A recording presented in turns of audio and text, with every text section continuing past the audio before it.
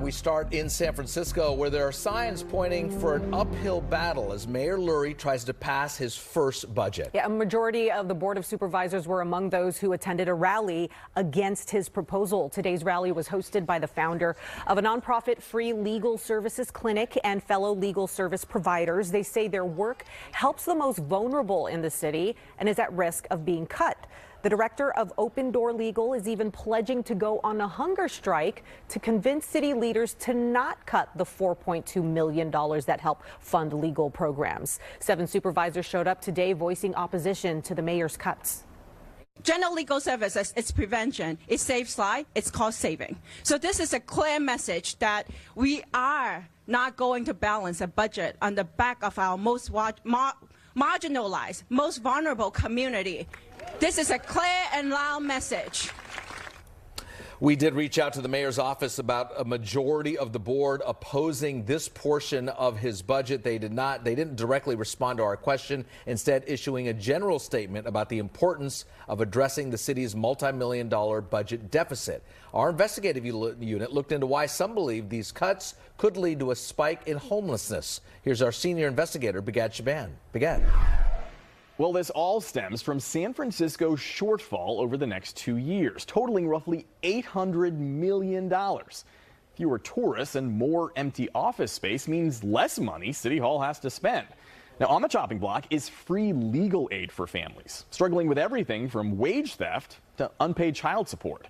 The mayor is proposing to eliminate that program as part of a slew of cuts included in his roughly $16 billion budget.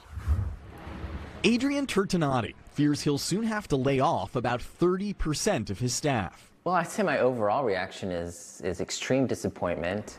His San Francisco-based nonprofit, Open Door Legal, receives about a third of its funding from the city's Civil Legal Services program, a $4 million effort to offer free legal representation for a wide range of issues, including family law, discrimination, and poor living conditions in rental units. Providing free legal assistance to help people secure money they're owed or keep housing that's rightfully theirs has been proven to prevent some families from becoming homeless, according to Open Door Legal's own research, as well as other studies across the country. But San Francisco's mayor, in his just-released budget, is proposing to eliminate the program. The city's own data shows that for every one person they help exit homelessness, 3 to 4 people enter it. And that means we'll never get a handle on the problem unless we go upstream and prevent people, as many people as possible, from entering homelessness. Turtinati began a hunger strike today that he plans to continue until the funding is restored. While 9 other nonprofits also stand to be cut, Open Door Legal estimates the impact on its work alone would result in 300 more people becoming homeless in San Francisco each year. That's in addition to the more than 8,000 already unhoused in the city. The budget will make homelessness worse, not better. The mayor's office says it plans to allocate an extra $90 million in previously unused funds for homeless services. But Turtinati argues providing free legal aid is often a more cost-effective way of attacking the crisis. So if you prevent people from becoming homeless, they don't develop that trauma, and then they don't need all of the supportive services that people who are homeless need. So as far as taxpayers are concerned, it becomes less costly to solve. Far less costly. I mean, it's not even like apples and oranges, like 1/10 the cost. Since taking office, Mayor Daniel Lurie has warned deep budget cuts were coming in light of San Francisco's still struggling economy.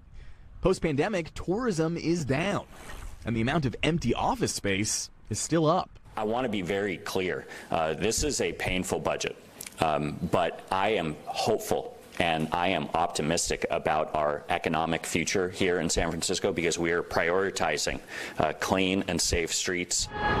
While the city's police and fire departments are each getting a more than $20 million boost in their budgets, the city's public works department is losing more than $26 million. Though the mayor's office says funding for street cleaning will remain intact.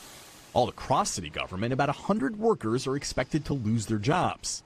More than 1,300 vacant positions will be cut too. That is, if the mayor's budget is approved by the city's Board of Supervisors. Homelessness is so visible, right? Supervisor Joel Engardio says he'll fight to reinstate funding for San Francisco's Civil Legal Services program. The city has to cut somewhere. Why shouldn't it be this? You have to spend a little money sometimes to save a lot of money. Cutting this, you'll end up ballooning the deficit more. So this is not an area to cut because it's proven to be very effective. Are you willing to slash other city services in order to prevent this program from being cut? Well, there's a lot of tough choices we have to make, but I think the lens that I will look through is what works, what doesn't work. This definitely works. We see it. It's proven. We contacted all 11 members of San Francisco's Board of Supervisors, and 7 told us they support restoring funding for civil legal services. Rafael Mandelman, the board's president, says he's still researching the issue. And the remaining 3 supervisors never got back to us. Budget hearings at City Hall will continue through the end of the month as departments make their pitch for funding. Now, the Board of Supervisors has until August 1st to approve the budget. Bigad Shaban, NBC Bay Area News.